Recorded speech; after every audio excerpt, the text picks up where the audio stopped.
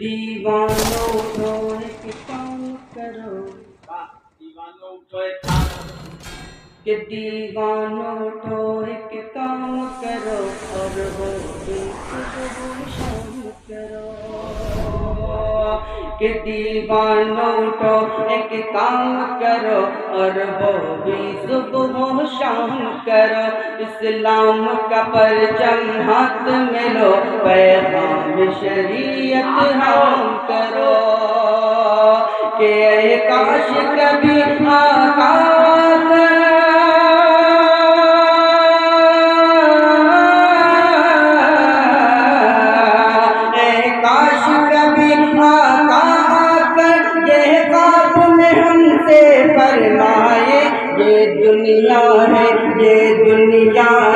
جہاں چین کہاں جنت میں چلو آرام کریں۔ یاد آتے تھے کہ نہ جھنڈا کام آئے گا، نہ نعرہ کام آئے گا، نہ جھنڈا کام آئے گا، نہ نعرہ کام آئے گا، نہ حلوہ نہ ملیدہ اور نہ کھچڑا کام آئے گا۔ گزارو زندگی اپنی میرے آقا کی سنت پر، بروز حشر آقا کا طریقہ کام آئے گا۔ حضرات میں چاہتا تھا کہ آج کے دس میں نعتیہ کلام پھر پیش کیے جائے، لیکن میں چاہتا ہوں کہ ذرا رک کے کسی شاعر کو زحمت دوں، آپ حضرات جانے کا ماحول نہ بنائے۔ میں آپ کے حاضر عزیز مقدر حضرت مولانا محمد مقیم صاحب مظاہر دعوت برکاتہ سے گزارش کرتا ہوں کہ حضرت والا تشریف لائے اور اپنے مواعظ حسنہ سے ہم سب کے قلوب کو مطمئن فرمائے۔ آپ حضرات جانے کا ماحول نہ بنائے، کیونکہ اس سے قیمتی وقت گزارنے کے لیے آپ کو کوئی جگہ نہیں ملے گی۔ آپ یہاں بیٹھے علماء کی بات سنیں گے، آپ کو انشاءاللہ یہاں بھی ثواب ملے گا۔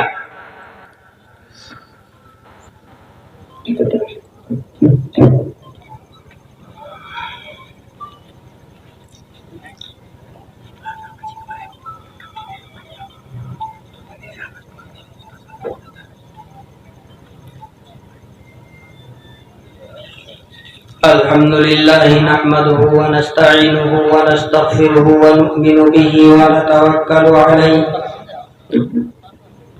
ونعوذ بالله من شرور أنفسنا ومن سيئات أعمالنا، من يهده الله فلا مضل له ومن يضلل فلا هادي له، وأشهد أن لا إله إلا الله وحده لا شريك له، وأشهد أن سيدنا ومولانا محمدا عبده ورسوله۔ أعوذ بالله من الشيطان الرجيم، بسم الله الرحمن الرحيم۔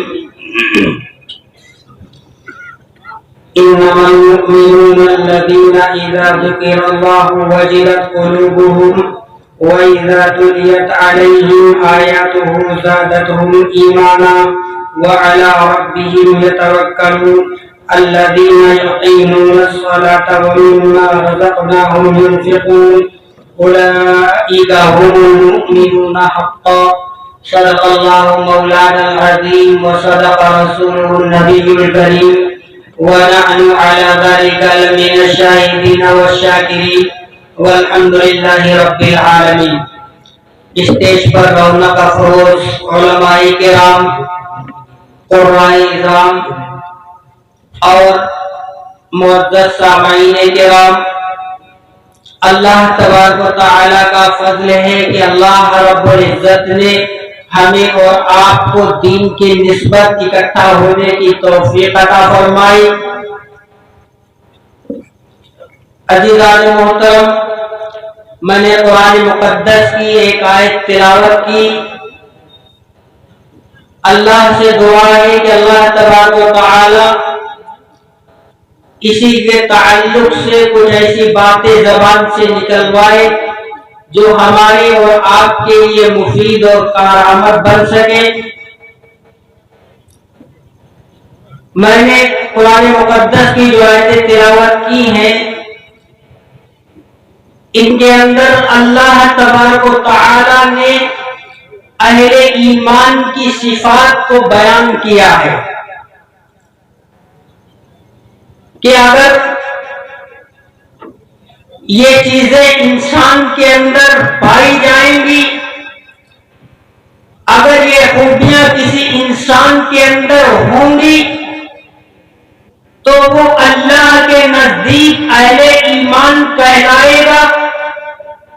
اللہ کے نزدیک وہ ایمان والا کہے جانے کے مستحق ہوگا. سب سے پہلی چیز اس آیت کے اندر یہ بیان کی انما المؤمنون اذا ذکر اللہ وجلت قلوبہم. سب سے پہلی صفت یہ بیان کی کہ اہل ایمان کی صفت یہ ہے کہ جب ان کے سامنے اللہ کا نام لیا جائے, اللہ کا ذکر کیا جائے تو ان کے دل کانپ اٹھے, ان کے دل ڈر جائے, ان کے دلوں کے اندر خوف پیدا ہو جائے. یہ پہلی صفت اس کے اندر اللہ تبارک و تعالیٰ نے اہل ایمان کی بیان کی. اب ایک چیز یہاں پہ سمجھنا ہے کہ انسان کے دل کانپنے سے مراد کیا ہے. انسان کے دل کے اندر ڈر پیدا ہو جائے اس کا مطلب کیا ہے؟ اس کا مطلب یہ ہے جس طریقے سے ڈر ایک تو ہوتا ہے کسی درندے کا ڈر, ایک ہوتا ہے کسی سانپ اور بچھو کا ڈر. جب انسان کسی زہریلے سانپ کو دیکھتا ہے تو وہ ڈرتا ہے, جب کسی بچھو کو دیکھتا ہے تو انسان ڈر جاتا ہے. یہاں پر اس آیت کے اندر یہ والا ڈر مراد نہیں ہے, بلکہ یہاں پر وہ مراد ہے, وہ ڈر سے مراد ہے کہ جب ان کے سامنے کسی بڑے کا تذکرہ کیا جائے, جب اللہ کا ذکر کیا جائے تو ان کے دل کانپ اٹھے, ان کے دل کے اندر اللہ کا ڈر پیدا ہو جائے. مطلب یہ ہے کہ ایک انسان جب گناہ کرنے کا ارادہ کرے, تنہائی میں ہے اور گناہ کرنے کے اسباب بھی ہیں, گناہ کر بھی سکتا ہے, لیکن گناہ کرتے وقت اس کے دل کے اندر اگر اللہ کا ڈر پیدا ہو گیا, اللہ کا خوف پیدا ہو گیا اور اس نے کہا کہ میں اس گناہ کو نہیں کر سکتا کیونکہ اللہ مجھے دیکھ رہا ہے, یہ اہل ایمان کی صفت ہے. اللہ نے فرمایا کہ جب ان کے سامنے اللہ کا نام لیا جائے, اللہ کا ذکر کیا جائے تو اہل ایمان کے دلوں کے اندر ڈر پیدا ہو جائے, خوف پیدا ہو جائے. جب یہ کیفیت کسی انسان کی ہو جائے تو اللہ نے فرمایا ایسا انسان ایمان کامل والا ہے, ایسے انسان کا ایمان مکمل ہے. اور دوسری صفت آگے بیان فرمائی اللہ تبارک و تعالی نے وَإِذَا تُلِيَتْ عَلَيْهِمْ آيَاتُهُ زَادَتْهُمْ ایمانا, کہ دوسری صفت اہل ایمان کی یہ ہے کہ جب اس کے سامنے قرآن مقدس کو پڑھا جائے, قرآن کی تلاوت کی جائے تو اس کے ایمان کے اندر تراوت محسوس ہو, اس کا ایمان تازہ ہو جائے. جب یہ کیفیت انسان کے اندر پیدا ہو جائے فرمایا ایسا انسان ایمان کامل والا ہے, یہ ایمان کامل کی علامت ہے. اور تیسری صفت بیان فرمائی وَعَلَى رَبِّهِمْ يَتَوَكَّلُونَ. تیسری صفت اہل ایمان کی یہ ہے کہ جب اس کو کوئی چیز کوئی کام آ جائے سامنے تو وہ اللہ پر بھروسہ کرے, اللہ پر توکل کرے. توکل کرنے کا مطلب کیا ہے؟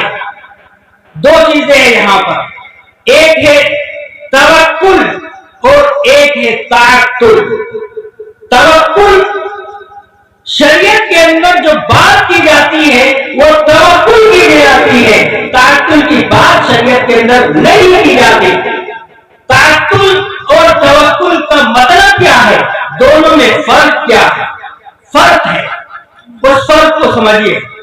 तवक्कुल का मतलब यह है कि जो असबाब हैं, इंसान वो सारे के सारे असबाब को इकट्ठा करे, सारे के सारे इंतजामात को लाए और तमाम इंतजामात को अपनाए और उसके बाद ये कहे मुझे अल्लाह पर भरोसा है, अगर अल्लाह चाहेगा तो इसके अंदर तासीर पैदा होगी, अल्लाह चाहेगा तो ये बेतासीर हो जाएंगे। मिसाल के तौर पर सर्दी का मौसम गुजरा, इसकी मिसाल समझिए। सर्दी का मौसम गुजरा और जब सर्दी होती है तो इंसान स्वेटर पहनता है, जैकेट पहनता है, और ज्यादा सर्दी होती है तो कंबल को लिहाज ओढ़ता है, और ज्यादा सर्दी है तो कमरे के अंदर पैक हो जाता है, कमरा अंदर से बंद रहता है। अब अगर कोई ये कहे कि अल्लाह तबारक व तआला की जात पर मुझे भरोसा है और बगैर स्वेटर के, बगैर जैकेट के, बगैर गर्म चादर के वो खुली हवा में अपने आप को ला खड़ा करे और ये कहे कि मुझे अल्लाह की जात पर भरोसा है, अल्लाह मुझे बचा लेगा, अगर अल्लाह नहीं चाहेगा तो मुझे नहीं बचाएगा, अल्लाह चाहेगा तो मुझे बचा लेगा। और ये है तवक्कुल। और तवक्कुल क्या है? अल्लाह ने सर्दी से बचने के जो इंतजामात दिए हैं, जो असबाब बताए हैं, मिसाल के तौर पर सर्दी लग रही है तो सर्दी लग रही है, उसका सबब क्या है? सबब को इख्तियार करें, जैकेट पहने, स्वेटर पहने, और ज्यादा सर्दी है तो कंबल और लिहाज ओढ़े, और ज्यादा ठंडक हो तो कमरे के अंदर रहे। और जब ये तमाम असबाब को इख्तियार कर ले, अब कहे अल्लाह अगर चाहेगा तो इन गर्म कपड़ों के अंदर, गर्म सूटों के अंदर, गर्म लिहाज और कंबलों के अंदर तासीर पैदा होगी, अगर अल्लाह नहीं चाहेगा तो इनके अंदर कोई तासीर नहीं हो सकती। ये तवक्कुल अल्लाह का मतलब। और शरीयत के अंदर जो बात होती है वो तवक्कुल की होती है, ताअत्तुल की बात नहीं होती है। कारून को अपनी दौलत पर घमंड था, वो तवक्कुल अल्लाह से दूर था, अल्लाह पर भरोसा नहीं था उसका।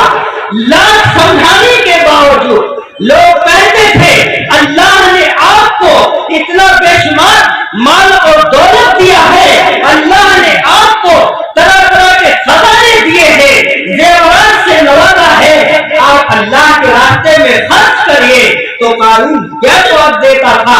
वो कहता था इसमें अल्लाह का कुछ नहीं है, ये मेरी मेहनत है, मेरी लगन है, मैंने मेहनत की है, मैंने असबाब इख्तियार किए हैं, मैंने बनाते खुद ये दौलत इकट्ठा की है, ये खजाने मैंने अपने बलबूते पर इकट्ठा किए हैं।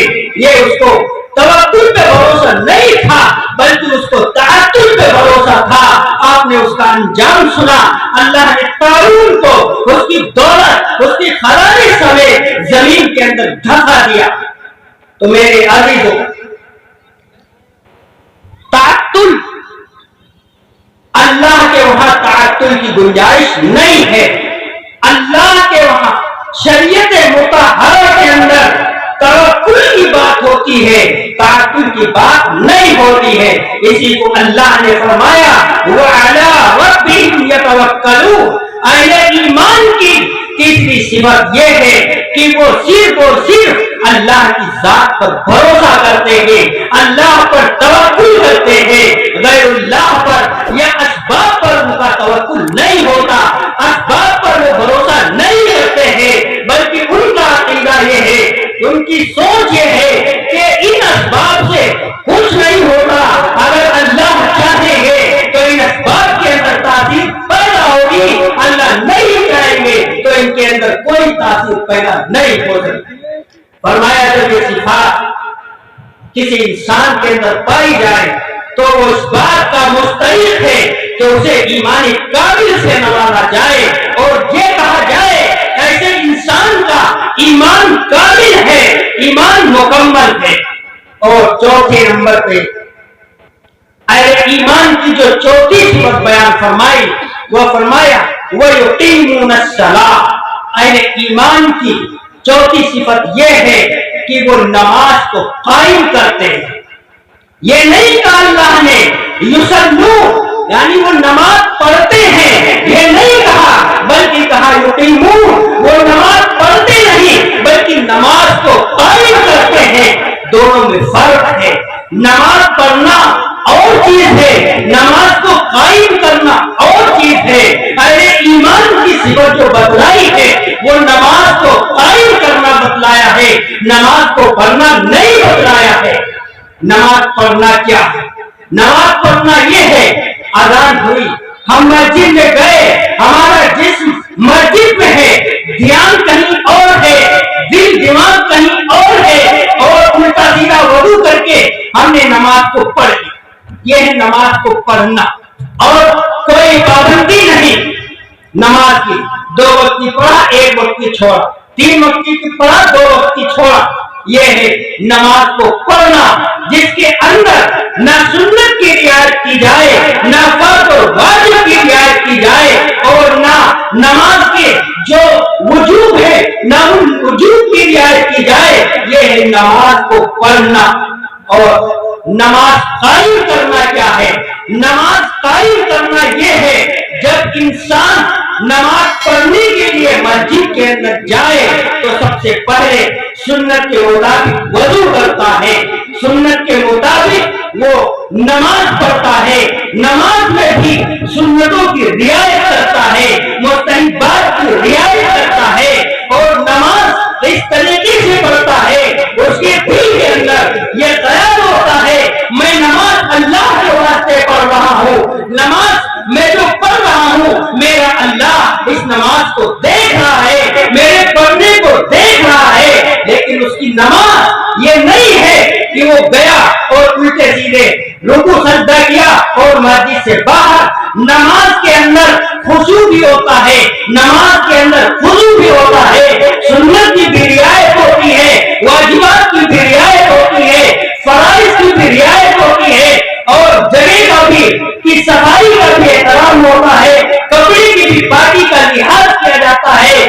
گردے کی نماز کے تعلق سے وضو سے لے کر کے نماز کے مکمل ہونے تک پورا کا پورا اس کا پوری کی پوری نماز اس کی سنت کے مطابق ہوتی ہے، اللہ اس کے رسول کے بتائے ہوئے طریقے کے مطابق ہوتی ہے۔ اس کو کہتے ہیں وَيُقِيمُونَ الصَّلَاةَ۔ اہل ایمان کی صفت یہ ہے کہ وہ نماز کو پڑھتے نہیں بلکہ نماز کو قائم کرتے ہیں۔ جب نماز قائم کرتے ہیں تو ان کا دل بھی اللہ سے جڑتا ہے، ان کا دماغ بھی اللہ سے جڑتا ہے، ان کا جسم کا ایک ایک حصہ ایک ایک گویا اللہ سے رجوع ہوتا ہے، اللہ کے سامنے گریہ اور زاری کرتا ہے، اور اللہ سے کہتا ہے یا اللہ یہ میں تیری واسطے نماز پڑھ رہا ہوں، اے اللہ تو میری اس نماز کو قبول فرما۔ اور میں جب انسان کے اندر یہ صفت پیدا ہو جائے، یہ خوبی آ جائے تو مستعد ہے اس بات کا کہ اسے اہل ایمان سے تعبیر کیا جائے اور اسے کہا جائے اس کا ایمان مکمل ہے، یہ ایمان کامل کی دلیل ہے، ایمان کامل کی علامت۔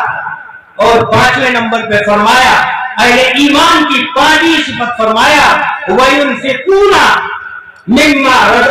وَمِمَّا رَزَقْنَاهُمْ يُنْفِقُونَ، کہ ہم نے انسان کو جو دولت دی ہے، جو مال دیا ہے، جو خزانے دیے ہیں، وہ ان میں سے تھوڑا سا خرچ کرتا ہے۔ یہ نہیں فرمایا اللہ نے کہ سارا کا سارا خرچ کرتا ہے، بلکہ فرمایا تھوڑا سا خرچ کرتا ہے۔ تھوڑا سے مراد کیا ہے؟ فرمایا کہ ہر آدمی کی حیثیت کے مطابق اس کے لیے تھوڑا ہوگا۔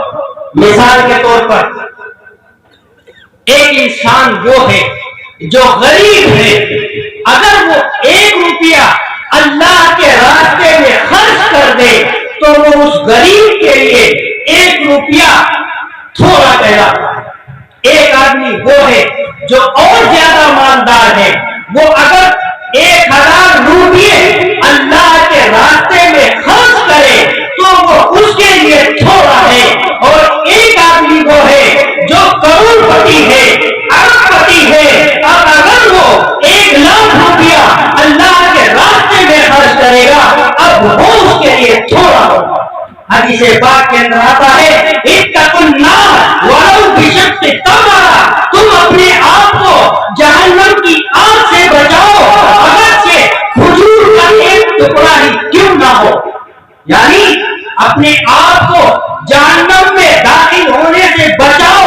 اگر تمہارے پاس دینے کے لیے کچھ نہیں ہے، اگر صرف اور صرف کھجور کا ایک ٹکڑا ہی اللہ کے راستے میں دے سکتے ہو تو وہی اللہ کے راستے میں دے دو، لیکن جہنم کی آگ سے بچاؤ۔ اب مطلب کیا ہے؟ اب کوئی یہ نہ سوچنے لگے کہ نبی پاک صلی اللہ علیہ وسلم نے فرمایا ہے کہ کھجور کا ایک ٹکڑا دے دو اور اپنے آپ کو جہنم کی آگ سے بچاؤ۔ اب اگر کوئی یہ سوچ لے اور یہ حدیث یاد کر لے اور وہ اپنی دکان پہ جائے اور اس کی دکان کھجور کی دکان ہو، کھجوروں کے اس کے باغات ہو، اور اگر وہ لائے اور ایک کھجور کا ٹکڑا دے اور کہے مولوی صاحب یہ کھجور کا ٹکڑا میں اللہ کے راستے میں خرچ کر رہا ہوں، اس کو قبول کر لیجیے، تو بتائیے کیا ایسے آدمی کے لیے جس کے کھجوروں کے باغات ہو، کھجوروں کی دکانیں ہو، اگر وہ کھجور کا ٹکڑا یہ کہہ کر کے دے کہ اللہ کے نبی نے فرمایا ہے کھجور کا ایک ٹکڑا اللہ کے راستے میں خرچ کرو، تو کیا اس کا یہ تھوڑا آپ کہیں گے؟ ہرگز نہیں، بلکہ اسے یہ کہا جائے گا یہ سنت کا مذاق اڑا رہا ہے، سنت کا استہزاء کر رہا ہے۔ تھوڑے کا مطلب یہ نہیں ہے کہ جس کے پاس باغات ہو کھجور کے، دکان ہو کھجور کی، اور وہ ایک ٹکڑا اللہ کے راستے میں خرچ، یہ مطلب نہیں ہے۔ تھوڑے کا مطلب یہ ہے ہر آدمی اپنی حیثیت کے مطابق اللہ کے راستے میں خرچ کرے۔ اب کسی کی حیثیت اگر 1 روپیے کی ہے تو وہ 1 روپیہ اللہ کے راستے میں خرچ کرے، 100 روپیے کی حیثیت ہے تو وہ 100 روپیے اللہ کے راہ میں خرچ کرے، 1000 کی حیثیت ہو، 1 لاکھ کی حیثیت ہو، وہ 1 لاکھ اللہ کے راستے میں خرچ کرے۔ فرمایا وَمِمَّا رَزَقْنَاهُمْ يُنْفِقُونَ، 5 صفت اہل ایمان کی یہ ہے کہ جو ہم نے رزق دیا ہے اس میں سے تھوڑا سا اللہ کے راستے میں خرچ کرتے ہیں، اور خرچ کرنا بھی وہ خرچ کرنا نہ ہو جس سے ہم کو محبت ہی نہیں۔ فرمایا لن تنالوا البر حتى تنفقوا مما تحبون، تم جب تک اللہ کے راستے میں وہ چیز خرچ نہ کرو جو تمہیں سب سے زیادہ عزیز ہو، سب سے زیادہ محبوب ہو، سب سے زیادہ پیاری ہو، جب تک وہ چیز اللہ کے راستے میں خرچ نہیں کرو گے میرے عزیزو، اس وقت تک تمہارا کوئی صدقہ قبول نہیں ہوگا۔ اپنی محبوب چیز کو اللہ کے راستے میں خرچ کرو۔ ایک چھوٹا سا واقعہ میں آپ کو بیان کرتا ہوں۔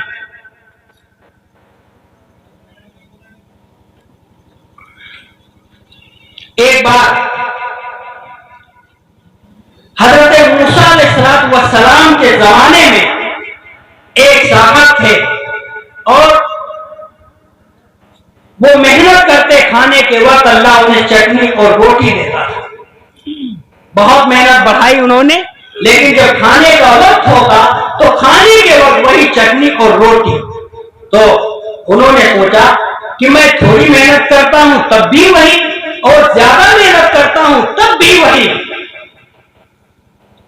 تو انہوں نے موسیٰ علیہ السلام سے کہا اے موسیٰ، آپ کی بات اللہ سے ہوتی ہے، آپ اللہ سے میرا ایک سوال کرنا اور کہنا کہ فلاں تیرا بنتا ہے جو کم محنت کرتا ہے تو بھی شام کو اسے چٹنی اور روٹی ملتی ہے، زیادہ محنت کرتا ہے تب بھی کھانے کے وقت اسے چٹنی اور روٹی ملتی ہے، اس کی وجہ کیا ہے؟ موسیٰ علیہ السلام نے کہا ٹھیک ہے میں کل جاؤں گا آپ کا سوال اللہ سے پیش کروں گا. کل جاتے ہیں اور اللہ سے کہتے ہیں اے اللہ تیرا کڑا بندہ ہے وہ یہ کہہ رہا ہے کہ میں اگر کم محنت کرتا ہوں تو بھی مجھے شام کو کھانے میں اللہ مجھے چٹنی اور روٹی دیتا ہے, زیادہ محنت کرتا ہوں تو بھی جب کھانے کے لیے بیٹھتا ہوں تو مجھے چٹنی اور روٹی ملتی ہے, اس کی وجہ کیا ہے؟ تو اللہ نے فرمایا اے موسیٰ اس بندے سے کہنا کہ اس کی زندگی زیادہ ہے, اس کا رزق تھوڑا ہے, اس لیے میں تھوڑا تھوڑا کر کے اس کو دیتا ہوں تاکہ اس کی جتنی زندگی ہے اس زندگی تک اس کا وہ رزق پورا ہو جائے, اس کا رزق مکمل ہو جائے. چنانچہ موسیٰ علیہ السلام آتے ہیں اور کہتے ہیں میں نے آپ کا سوال اللہ کے پاس پہنچایا. اللہ نے کہا اس بندے کی زندگی زیادہ ہے, عمر بہت ہے اور رزق اس کا تھوڑا ہے, میں تھوڑا تھوڑا اس لیے دیتا ہوں تاکہ اس کی زندگی جتنی ہے وہاں تک اس کا رزق چل جائے. اب اس بندے نے کہا اچھا یہ بات ہے. تو اس نے کہا اچھا موسیٰ علیہ السلام کل جب آپ اللہ کے وہاں جائیے گا تو اللہ سے یہ کہنا کہ آپ کے اس بندے نے یہ کہا ہے کہ اس کا جتنا رزق ہے اس کے حصے کی جتنی روزی ہے وہ ساری کی ساری روزی اسے ایک ہی دن میں دے دی, اس کے بعد وہ کچھ نہیں مانگے. کہا ٹھیک ہے.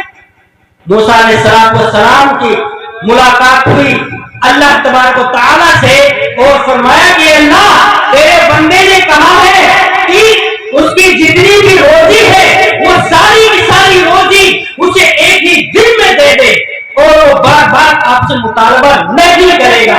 اللہ نے فرمایا ٹھیک ہے, اگر اس کی یہی منشا ہے, اگر یہی مرضی ہے تو میں اس کا سارا کا سارا رزق ایک ہی دن میں دے دیتا ہوں. چنانچہ اگلا دن ہوا, وہ صاحب انتظار کر رہے ہیں کہ میری روزی آ رہی ہوگی, میرا رزق آ رہا ہوگا. دیکھا آسمان سے رزق کے بورے اتر رہے ہیں, بہت سارے بورے اس کے اترے, جو بھی اس کے مقدر میں رزق تھا وہ سارا کا سارا اللہ نے اس کے پاس بھیج دیا. اب جب بھیج دیا, جب اس نے بھیجا دیکھا تو اس نے کہا کہ یہ اتنا سارا رزق ہے, ایک دن کم سے کم اس کو میں پکوا لوں گا, میں بھی کھاؤں گا اور تمام گاؤں والوں کو کھلاؤں گا, تو کم سے کم ایک دن تو میں اچھا سا کھانا کھا سکوں گا اور لوگوں کو کھلا سکوں گا. یہ سوچ کر کے اس نے سارا کا سارا رزق اس نے پکوا دیا, ایک ہی دن میں پکا ڈالا اور پورے گاؤں کی دعوت دی, خود بھی بہترین کھانا کھایا, پورے گاؤں کو کھلایا, محلے والوں کو کھلایا, رشتے داروں کو کھلایا اور وہ کھانا سارا کا سارا اس کا ختم ہو گیا. اب وہ بیٹھ کر بیٹھا تھا کہ میں نے اپنا سارا رزق لے لیا ہے, اب مجھے کوئی ٹینشن نہیں, مجھے ملے تو ٹھیک ہے نہ ملے تو ٹھیک ہے. اب دوسرا دن ہوا, اس کا رزق تو سب ختم ہو گیا. اب دیکھا پھر بورے اس کے اتر رہے, آسمان سے اتر رہے. اس نے پھر یہی کام کیا, سارا کا سارا پکوا دیا, خود بھی کھایا اور لوگوں کو بھی کھلایا. اب دوسرے دن ہوا, تیسرا دن ہوا, اسی طرح سلسلہ چلتا رہا.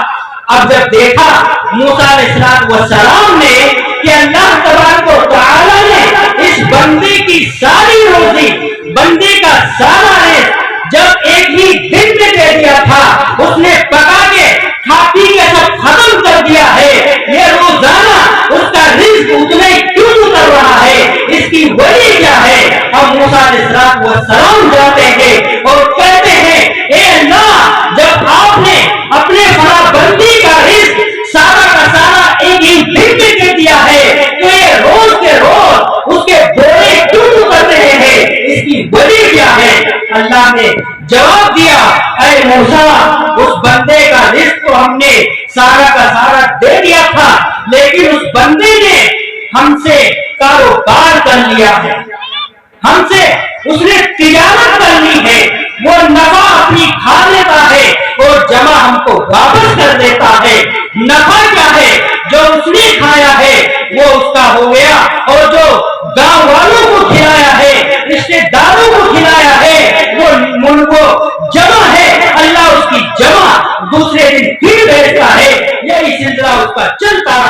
تو کہنے کا مطلب یہ ہے اللہ کے راستے میں اگر تم خرچ کرنا چاہو تو اپنی سب سے زیادہ محبوب رقم کو خرچ کرو، پاکیزہ اور حلال کمائی سے خرچ کرو، کیونکہ اللہ تبارک و تعالی تمہاری مال اور دولت نہیں دیکھتا ہے، اللہ تمہارا تقوی دیکھتا ہے، اللہ تمہارا دل دیکھتا ہے۔ جس نیت کے ساتھ تم اللہ کے راستے میں خرچ کرتے ہو، اللہ تمہیں اسی نیت کے مطابق اسی اعتبار سے میدان محشر میں تم کو اس کا اجر عطا فرمائے گا۔ وہ میدان محشر جب نفسی نفسی کا عالم ہوگا، وہاں کسی کا کوئی پرسانے حل نہ ہوگا، باپ بیٹے سے بھاگے گا، بیٹا باپ سے بھاگے گا، ماں بیٹی سے بھاگے گی، بیوی شوہر سے بھاگے گی، شوہر بیوی سے بھاگے گا۔ وہاں پر اللہ کے دربار میں تمہیں پیش کیا جائے گا اور جو کچھ تم کو رزق دیا گیا تھا اللہ پوچھے گا تم نے کہاں سے کمایا تھا اور کہاں خرچ کیا تھا، حرام طریقے سے کمایا تھا یا حرام طریقے سے کمایا تھا، حرام جگہ میں خرچ کیا تھا یا حرام جگہ میں خرچ کیا تھا، اللہ کے راستے میں خرچ کیا تھا یا دنیا داری کے کاموں میں خرچ کیا تھا۔ اگر ہم نے اپنا رزق اپنی دولت اللہ کے راستے میں خرچ کی ہوگی اور صدق دل سے خرچ کی ہوگی تو اللہ تبارک و تعالیٰ نے فرمایا ہم 700 گنا تک اس 1 روپیے کا بدلہ ہم دیں گے۔ میرے عزیزو ابھی وقت ہے، اللہ نے ہمیں جو دولت دی ہے، اللہ نے جو ہمیں مال دیا ہے، ابھی سویرا ہے، کل کوئی کسی کے کام نہیں آئے گا، یہ چند دن کی زندگی ہے، اسی طرح گزر جائے گی۔ جو اللہ کے راستے میں خرچ کر دو گے وہی تمہارا ہے، وہی تمہارے ہاتھ آئے گا۔ جب تمہاری آنکھیں بند ہوگی تو سب تمہاری ساری جائیداد دنیا کے اندر رہ جائے گی، تمہارے گھر والے رشتے دار دوست احباب تمہیں قبرستان میں مٹی دے کر کے فرصت پائیں گے، گھر آئیں گے، تمہاری جائیداد کو بانٹ لیں گے، آپس میں حصے لگا لیں گے اور وہ موج کریں گے، تم کو بھول جائیں گے۔ اس لیے اس وقت کے آنے سے پہلے اللہ نے تمہیں موقع دیا ہے، ہر آدمی اپنی حیثیت کے مطابق اللہ کے راستے میں خرچ کرتا رہے۔ حدیث پاک کے اندر آتا ہے میدان محشر میں جب اللہ کے راستے میں خرچ کرنے والوں کا اجر لوگوں کے سامنے آئے گا تو لوگ کہیں گے یا اللہ، تمنا کریں گے یا اللہ مجھے دنیا میں پھر سے بھیج دے تاکہ میں ساری دولت تیرے راستے میں خرچ کروں، اللہ کے راستے میں خرچ کروں اور اس کے بعد تیرے سامنے پیش کیا جائے۔ میرے عزیزوں یہ 5ویں صفت اللہ تبارک و تعالیٰ نے اہل ایمان کی بیان کی کہ جو اہل ایمان ہوتے ہیں ان کی پہچان یہ ہے کہ وہ اللہ کے راستے میں جو اللہ نے انہیں رزق دیا ہے، جو دولت دی ہے، اس میں سے تھوڑا سا خرچ کرتے ہیں۔ میرے عزیزوں یہ شعبان المعظم کا مہینہ چل رہا ہے اور شعبان المعظم کا جو مہینہ ہے یہ در حقیقت رمضان المبارک کا مقدمہ ہے، یعنی رمضان المبارک کے استقبال کے لیے اللہ نے ہمیں یہ شعبان المعظم کا مہینہ عطا فرمایا ہے۔ ہمیں چاہیے کہ اس مہینے کو اس طریقے پر ادا کریں، اس طریقے سے گزاریں جس طریقے سے جناب محمد رسول اللہ صلی اللہ علیہ وسلم شعبان المعظم کے مہینے کو گزارا کرتے تھے۔ روایات کے اندر آتا ہے جب شعبان المعظم کا مہینہ شروع ہوتا اور رجب کا مہینہ شروع ہوتا تو اللہ کے نبی صلی اللہ علیہ وسلم یہ دعا کیا کرتے تھے، اللہم بارک لنا فی رجب و شعبان وبلغنا رمضان۔ اے اللہ رجب میں، شعبان میں مجھے برکت عطا فرما اور رمضان تک مجھے پہنچا دے۔ رمضان تک پہنچانے کا مطلب کیا ہے؟ یعنی رمضان المبارک کا مہینہ ہمیں اس حالت میں عطا فرما کہ ہم جسمانی اعتبار سے تندرست ہو، کوئی ہمارے جسم کے اندر بیماری نہ ہو، صحت اور تندرستی کے ساتھ رمضان تک ہمیں پہنچا دے۔ نبی پاک صلی اللہ علیہ وسلم دعائیں کیا کرتے تھے اور شعبان المعظم کے مہینے کے اندر نبی پاک صلی اللہ علیہ وسلم عبادتوں کا اہتمام کرتے تھے خاص طور سے، اور کثرت کے ساتھ روزے رکھا کرتے تھے. ویسے تو ہر مہینے نبی پاک صلی اللہ علیہ وسلم کا معمول تھا کبھی پیر کے دن، کبھی جمعرات کے دن اور کبھی ایام 20 یعنی مہینے کے 3 دن یہ مستقل آپ روزہ رکھا کرتے تھے. لیکن جب شعبان المعظم کا مہینہ آتا تو آپ مستقل روزہ رکھا کرتے تھے، کثرت کے ساتھ رکھتے تھے. لیکن جب رمضان قریب آتا 2-3 دن بچتے تو نبی پاک صلی اللہ علیہ وسلم روزہ رکھنا بند کر دیتے. محدثین نے، فقہاء کرام نے اس میں حکمت یہ بیان کی کہ جب آدمی روزہ رکھتا ہے تو عموماً اس کے بشاشیت چہرے کی ختم ہو جایا کرتی ہے، اس لیے اور اس کی طاقت کم ہو جایا کرتی ہے، ہمت پست ہو جانے لگتی ہے.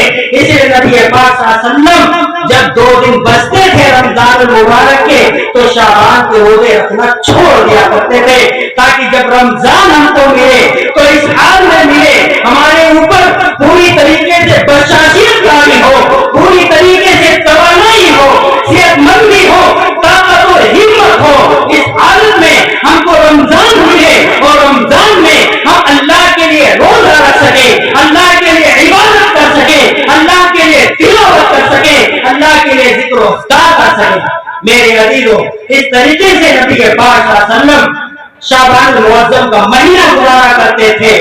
اور شعبان المبارک کے اس مہینے کے اندر ایک رات میں برات کہلاتی ہے جس کے بارے میں بھی حضرت مولانا عاصم اقبال صاحب نے بہت سی باتیں بیان کی، جس میں سے ایک چیز یہ ہے کہ آج ہم راتوں کو قیام تو کرتے ہیں، ہم یہ کہتے ہیں اللہ کے نبی نے رات کو قیام کیا ہے اس لیے ہم بھی رات کو قیام کرتے ہیں. لیکن کیا ہم جس طریقے سے رات کو قیام کرتے ہیں کیا ہمارے نبی نے اسی طرح قیام فرمایا تھا؟ کیا ہم جس طریقے سے عبادت کرتے ہیں کیا اللہ کے نبی نے اسی طرح عبادت کی ہے؟ رات تو جاگی ہے لیکن جاگنے کا انداز اور تھا، قیام تو کیا ہے لیکن قیام کرنے کا طریقہ اور تھا. ہماری طرح ان کا طریقہ نہیں تھا. آپ کا طریقہ یہ تھا جب آپ قیام فرماتے تو آپ تنہائی میں اپنے حجرے کے کونے کے اندر اللہ سے رکوع و سجود کیا کرتے تھے، اللہ کے سامنے سجدے کیا کرتے تھے. کیونکہ اللہ جب انسان تنہائی میں اللہ سے مخاطب ہوتا ہے تو اس کا تعلق اللہ سے بہت قریب ہو جاتا ہے. اس لیے میرے عزیزو، رات کو جاگو، باعث برکت رات ہے، لیکن اس بات کا خیال رکھو مسجدوں کے اندر جمگھٹا نہ بناؤ، چہل قدمی کا ماحول نہ بناؤ، بلکہ اپنے گھر کے کونے کو منتخب کرو اور اللہ کے واسطے اپنی ایسی جگہ پر نمازوں کا اہتمام کرو، نوافل کرو جہاں پر تم ہو اور صرف اللہ ہو. نہ ہمارے گھر کا ہمارے والد دیکھے، نہ ہماری والدہ دیکھے، نہ ہمارے بچے دیکھے، نہ ہمارا کوئی رشتے دار دیکھے. یہ ہے رات جاگنے کا مطلب. قیام کا مطلب یہ ہے ہم تنہائی میں اللہ کے سامنے عبادت کریں تاکہ اللہ سے تعلق ہمارا مضبوط ہو، اللہ سے تعلق گہرا ہو. کیونکہ جب اللہ کے سامنے ہم تنہائی میں عبادت کریں گے اور جہاں پر کوئی دیکھنے والا نہیں ہوگا تو وہاں پر ریا کا اندیشہ نہیں ہوگا، دکھاوے کا اندیشہ نہیں ہوگا. تو پھر ایسی حالت میں جب ہم اللہ سے لو لگائیں گے، اللہ کے لیے عبادت کریں گے تو اللہ سے جو کچھ ہم مانگیں گے انشاءاللہ آج کی رات اللہ تبارک و تعالی ہمیں ضرور عطا فرمائے گا. اس لیے میرے عزیزو، رات کو جاگو لیکن جاگنے کا جو مقصد ہے اس کے تحت جاگو. خانقاہ روڈوں پر گھوم کر کے، ہوٹلوں پہ ہوٹل بازی کر کے، کھانے اور پلاؤ کی لذتوں میں مست ہو کر کے رات کو ضائع نہ کرو. بہت قیمتی رات ہے، رات کو آپ کی جگ جائے گی، ہوٹل میں بھی جگے گی، بازار میں بھی جگے گی، روڈوں پر بھی جگے گی، خرافاتوں میں بھی جگے گی. لیکن اس رات کے جاگنے سے کوئی فائدہ نہیں. اللہ کے وہاں اس طریقے سے رات گزارنے کا کوئی اجر و ثواب نہیں ہے. رات جاگنا ہے تو گھر کی تنہائی میں جاگو، اللہ کے لیے عبادت کرو، نمازیں پڑھو، نوافل پڑھو، جتنا جی جائے اتنی عبادت کرو، لیکن تنہائی ہونا چاہیے. اور اگر ہو سکے اللہ توفیق دے تو دن کا روزہ رکھو. روزہ ضروری نہیں ہے، فرض اور واجب نہیں ہے، البتہ مستحب ضرور ہے. ویسے تو شعبان معظم کا پورا مہینہ ہی اس بات کا مستحق ہے کہ کثرت کے ساتھ روزے رکھے جائیں، لیکن اگر نہیں رکھ سکتے تو کم سے کم مستحق کو سمجھ کر کے 15 شعبان کو روزہ رکھ لو. واجب نہیں ہے، فرض نہیں ہے، نہیں رکھو گے اللہ کے بعد ایک تو نہیں ہوگی، لیکن اگر رکھو گے تو انشاءاللہ ثواب ملے گا. یہ چند باتیں تھی جو میں نے آپ حضرات کے سامنے بیان کی ہیں. اللہ تبارک و تعالیٰ سے دعا ہے کہ شعبان معظم کی اس رات کو بہتر سے بہتر طریقے سے نبی پاک صلی اللہ علیہ وسلم کے سنت طریقے کے مطابق ہمیں ادا کرنے کی توفیق عطا فرمائے. اور جو باتیں بیان کی گئی ہیں اللہ تعالیٰ ہم سب کو ان تمام باتوں پر دل کی گہرائیوں سے عمل کی توفیق عطا فرمائے. وآخر دعوانا الحمدللہ.